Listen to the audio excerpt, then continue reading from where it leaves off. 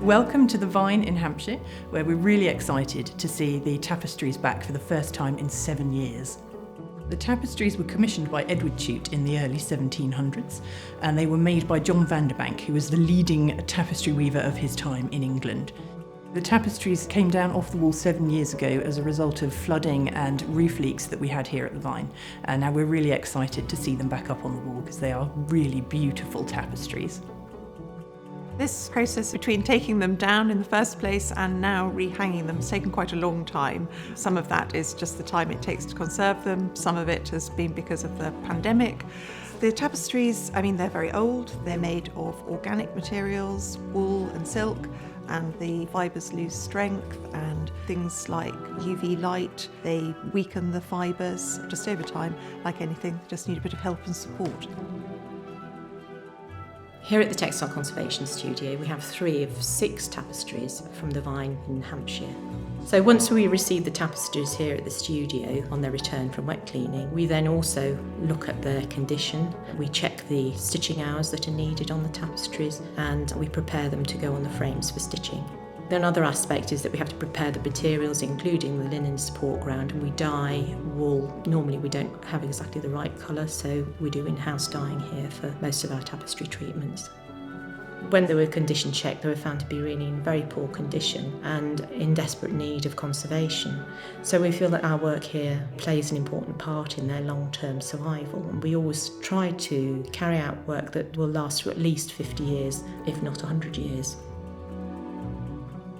We've all been visiting each other's studios, sending pictures of the work we've done to ensure continuity between all the tapestries, and finally the National Trust are here to rehang them.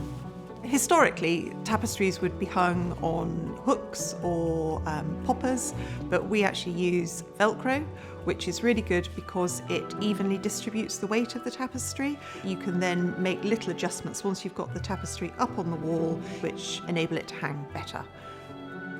The tapestries are now back on display in what was formerly Wiget Chute's billiard room. He wanted to create this as sort of his private space where he could escape from his 11 children. And he basically cut down the tapestries to make them fit in this room, because you can see areas where there are 2 tapestries that would originally have been 1 tapestry, and we've got areas of additions where they don't match. We've got half a bird, end of a pagoda is missing.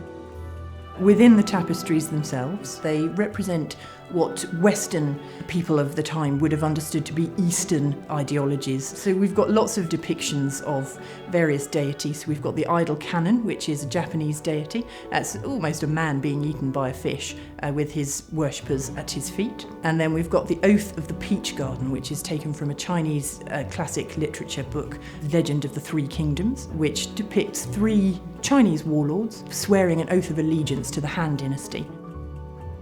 They were based very much on the imagination of people who'd never been to the East, and they'd obviously been told stories about how huge the insects were compared to anything that was ever seen in England or Europe at the time. So we've got some beautiful pictures within the tapestries of moths, dragonflies, huge insects just vastly out of proportion to the people in the tapestries themselves, and the birds and the other animals that are in there as well. It's wonderful to see the tapestries back on the wall at the Vyne where they belong after 7 years. None of this work would have been possible without the help of our supporters, so thank you to everyone for allowing us to preserve these tapestries for future generations to enjoy.